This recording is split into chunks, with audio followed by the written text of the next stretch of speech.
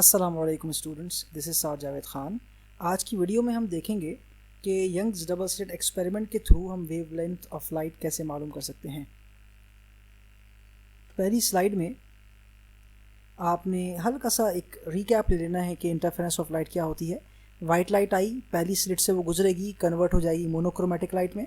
फिर आगे दो स्लिट्स मौजूद हैं, वहाँ से वो जैसे ही गुजरेगी तो एक रे दो में स्प्लिट हो जाएगी, और दो में स्प्लिट होने का एक ही मकसद है, वो ये कि इंटरफेरेंस ऑफ लाइट हो सके। Now the interference has begun, और इंटरफेरेंस ऑफ लाइट जैसे ही होगा तो क्रेस्ट आपस में मिलेंगे। रेड बॉल्स क्रेस्ट का मिलना, येलो बॉल्स ट्रफ का मिलना बता रहे हैं, और जहाँ जहाँ क्रेस्ट और ट्रफ मिले थे ठीक उसकी सीध में आप ये देख रहे हैं कि आपको कंस्ट्रक्टिव इंटरफेरेंस होता हुआ नज़र आ गया।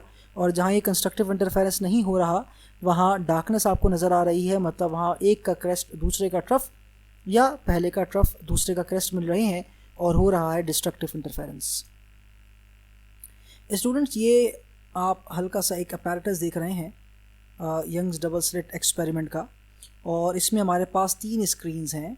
पहली स्क्रीन में स्लिट मौजूद है S0, दूसरी स्क्रीन में स्लिट्स मौजूद हैं S1 और S2, और तीसरी screen actually visualization of the interference of light wave use की गई है। और आप ये देखते हैं कि S1 और S2 इन दोनों स्लिट्स के दरमियान जो डिस्टेंस है दैट इज़ स्मॉल d, और L क्या शो कर रहा है, this is a distance between the big screen and the screen having two slits. इन दोनों के दरमियान जो डिस्टेंस है दैट इज़ L। और ये आपको रेड पैचेस क्या नज़र आ रहे हैं, ये शो कर रहे हैं कंस्ट्रक्टिव इंटरफेरेंस, और ये वाला एक रेड पैच हमने कंसीडर कर लिया है, ये nth ब्राइट पैच है, रेड पैच, जहाँ पे इंटरफेरेंस हुई है कंस्ट्रक्टिव, और ये पहला भी हो सकता है, दूसरा भी हो सकता है, तीसरा भी हो सकता है, वी कंसिडर इट nth। अब आइए इसको मैंने मज़ीद थोड़ा सिंप्लीफाई कर लिया मैथमेटिक्स के लिए। स्लिट S1 से जो रे गुजरी that is R1, slit S2 से जो रे गुजरी दैट इज़ R2, ये दोनों रेज मिल गई इस पॉइंट पर और हो गया कंस्ट्रक्टिव इंटरफेरेंस। ये R क्या शो कर रहा है, R is a position vector. इस पॉइंट को हमने पॉइंट ऑफ ओरिजिन मान लिया, इस ओरिजिन से एक पोजीशन वेक्टर निकला, और इस रेड पैच जिसको हमने कंसिडर कर लिया है उसकी पोजीशन बता रहा है, और ये पोजीशन वेक्टर एंगल बना रहा है theta from the horizontal. What is YNB? YNB is vertical distance from the horizontal line. ये इस red patch considered patch का vertical distance है। Y का मतलब है vertical distance, N का मतलब nth, it could be first, second और third and so on. B का मतलब है bright। अगर हम dark fringe को capture कर रहे होते या consider कर रहे होते तो ये होता YND, और इसकी हमें actually formula measure करना है, तभी हमने इसके बाहर लगाया question mark।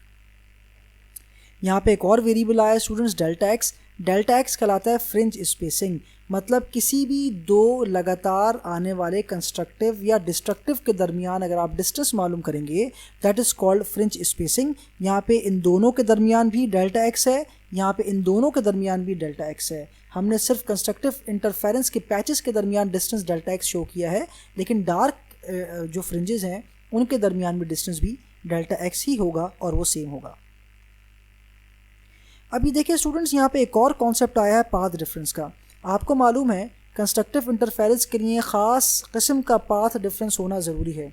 अगर हम इसको ग्राफिकली शो करें तो कैसे करेंगे, बज़ाहिर देखने में ये लगता है कि रे 2 ने ओरिजिनेट होने के बाद इस पैच को फॉर्म करने तक एज़ कम्पेयर टू रे 1 ज़्यादा डिस्टेंस ट्रैवल किया है, मगर ग्राफिकली कैसे शो करेंगे, रे 1 का जो पॉइंट ऑफ ओरिजिनेशन है वहाँ से अगर मैं एक परपेंडिकुलर लाइन ड्रॉ करूँ रे 2 के ऊपर, मतलब वो रे 2 से अगर 90 डिग्रीज़ का एंगल बनाए तो जिस पॉइंट पर कट करेगी वहाँ से पॉइंट ऑफ ओरिजिनेशन तक ये वो डिस्टेंस है जो रे 2 ने एक्स्ट्रा कवर किया है एज़ कम्पेयर टू रे 1। तो ये वो पाथ है जो कि डिफरेंट है, जो डिफरेंट पाथ रे 2 ने कवर किया एज़ कम्पेयर टू रे 1। तो आपने इसको ग्राफिकली शो कर दिया PD से। PD का मतलब है पाथ डिफरेंस।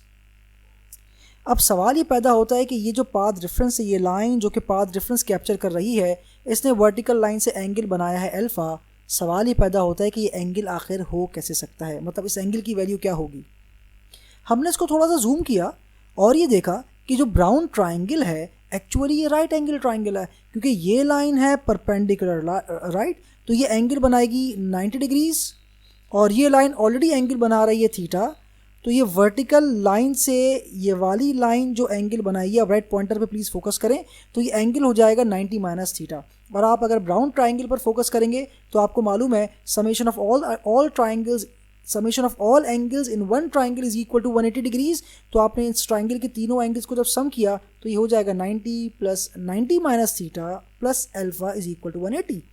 आपको अल्फा की वैल्यू रिक्वायर है तो सारी वैल्यूज़ राइट हैंड साइड पर चली जाएंगी, साइन चेंज हो जाएंगे। 180 minus 90 plus theta minus 90 minus 90 minus 180 plus 180 cancel out.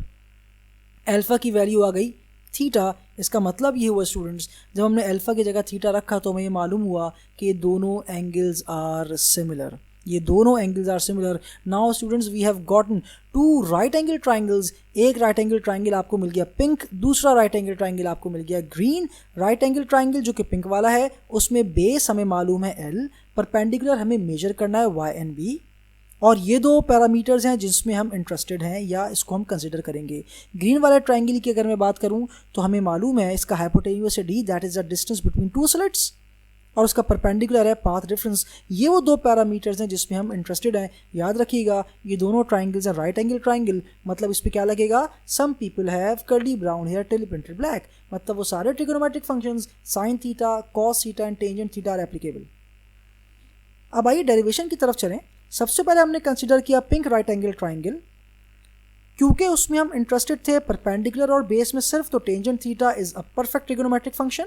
आपने फॉर्मूला अप्लाई किया परपेंडिकुलर अपॉन बेस, परपेंडिकुलर था y एंड b, बेस था L। अब आपने कंसिडर किया green right angle triangle, sign theta की वैल्यू है परपेंडिकुलर अपॉन हाइपोटेन्यूस, क्योंकि यही दो साइड्स थी जिसमें हम इंटरेस्टेड थे। परपेंडिकुलर की जगह वैल्यू रख दी, हाइपोटेन्यूस की जगह आपने रख दिया स्मॉल d। क्योंकि ये थीटा बहुत स्मॉल है स्टूडेंट्स, अगर आप यंग्स डबल स्लिट का फिनोमेना देखिए तो ये एक्सपेरिमेंट बहुत छोटा था अपनी ज़ात में, और अगर थीटा की वैल्यू बहुत स्मॉल हो गई तो जब भी थीटा की वैल्यू स्मॉल होगी तो दोनों ट्रिगोनोमेट्रिक फंक्शंस आपस में एक दूसरे के बिल्कुल बराबर होंगे। आप इसकी मिसाल इस तरह समझें, स्मॉलेस्ट पॉसिबल थीटा होता है 0। आप अगर रखें तो साइन 0 की वैल्यू भी 0 आती है, टेंजेंट 0 की वैल्यू भी 0 आती है। इसका मतलब ये दोनों ट्रिगोनोमेट्रिक फंक्शंस आपस में बराबर हो जाएंगे जब इनके थीटा की वैल्यू बहुत स्मॉल हो जाएगी। तो आपने क्या किया, putting the values of sine theta and tangent theta in equation number 3, आपने इसको इक्वेशन नंबर 3 कंसिडर कर लिया। जैसे ही आपने इक्वेशन नंबर 3 लिखा, sine theta is equal to tangent theta, sine theta की वैल्यू पुट करी PD upon D, tangent theta की वैल्यू पुट करी y and b upon L। Now हमें एक फॉर्मूला मिल गया y एंड b का is equal to PDL upon D, इसको हमने नाम दिया इक्वेशन नंबर 4। स्टूडेंट्स क्योंकि इक्वेशन नंबर 4 में एक मिस्ट्री है, that is the path difference. आपको मालूम है पाथ डिफरेंस कंस्ट्रक्टिव इंटरफेरेंस के लिए कुछ और होता है, डिस्ट्रक्टिव इंटरफेरेंस के लिए कुछ और होता है, और कंस्ट्रक्टिव इंटरफेरेंस के लिए पाथ डिफरेंस का फॉर्मूला आप जानते हैं, that is equal to n lambda. मतलब n लैम्डा आप रखने जा रहे हैं इक्वेशन नंबर 4 में। Yes exactly, putting the value of path difference for constructive interference in equation number 4, तो आपके पास वैल्यू आ जाएगी पाथ डिफरेंस की वैल्यू n लैम्डा रखने के बाद y and b is equal to n lambda L upon D। Now for destructive interference, path difference आपको मालूम है ये होता है n प्लस हाफ लैम्डा। जैसे आपने इक्वेशन नंबर 4 में वैल्यू रखी पाथ डिफरेंस की तो वाई एन ऑटोमेटिकली यहाँ पे ये था ब्राइट फ्रिंज का डिस्टेंस। जैसे आपने डिस्ट्रक्टिव इंटरफेरेंस का पाथ डिफरेंस रखा, it will become the distance of any fringe, what, dark fringe का डिस्टेंस हो जाएगा, और वो फॉर्मूला हो जाएगा n plus half lambda L upon D। तो स्टूडेंट्स ये दोनों फॉर्मूले आपको मेजर हो गए। एक और फॉर्मूला हमें मालूम करना था, आपको याद होगा फ्रिंज स्पेसिंग डेल्टा एक्स का फॉर्मूला। फ्रिंज स्पेसिंग की डेफिनेशन आपको ऑलरेडी मालूम है, बताई जा चुकी है। Fringe spacing is the distance between any two consecutive bright और डार्क फ्रिंजेस। आइए पहले ब्राइट फ्रिंजेस के लिए मालूम कर लें। Delta x is equal to the difference और द डिस्टेंस, डिफरेंस का मतलब होता है माइनस एनी टू कंसेक्यूटिव, तो आप सेकंड को फर्स्ट में से मालूम करें, थर्ड को सेकंड में से मालूम करें, फोर्थ को थर्ड में से माइनस करें। आप किसी भी दो के दरमियान माइनस का साइन ले लें, आंसर एक ही आएगा। आपने ब्राइट फ्रिंजेस के लिए पहले ब्राइट का फॉर्मूला रखना है स्टूडेंट्स। फॉर्मूला आपने ड्राइव कर लिया था, वो था n lambda L upon D। यहाँ पे क्योंकि n की वैल्यू 2 है तो आपने n की जगह 2 रख दिया। यहाँ पे क्योंकि n की वैल्यू 1 है तो आपने n की जगह 1 रख दिया। जब आप इसको सॉल्व करेंगे बाय टेकिंग LCM तो आपके पास डेल्टा एक्स की वैल्यू आ जाएगी लैम्डा L अपॉन D। यही काम अगर आप करते हैं फॉर डिस्ट्रक्टिव इंटरफेरेंस, तो डिस्ट्रक्टिव इंटरफेरेंस में डेफिनेटली हो जाएगा सेकंड डार्क डिस्ट्रक्टिव इंटरफेरेंस या dark fringe minus first dark fringe को आप एक डिफरेंस ले रहे हैं इन दोनों का, तो आपने फॉर्मूला लिखा n plus half lambda L upon T, जो आप लास्ट स्लाइड में ड्राइव कर चुके थे। यहाँ पे n की वैल्यू 2 है, यहाँ पे n की वैल्यू 1 है, दोनों वैल्यूज़ आपने रख दी। रखने के बाद जब आपने सॉल्व किया, इन दोनों के दरमियान आपने एलसीएम लिया, एलसीएम लेके थोड़ा सा सिंप्लीफाई किया, तो आपके पास आंसर आया 2 से 2 यहाँ पे हो जाएगा कैंसिल आउट, और डेल्टा एक्स आपने मेजर किया lambda L upon T. Students, एक बात आपको नज़र आ रही होगी कि आप ब्राइट फ्रिंजेस के दरमियान डिस्टेंस मेजर करें या डार्क फ्रिंजेस के दरमियान डिस्टेंस मेजर करें, दोनों के फ्रिंज स्पेसिंग का आंसर मैथमेटिकली सेम आएगा, एक्सपेरिमेंटली भी सेम आएगा। तो आपने क्या इन्फर किया?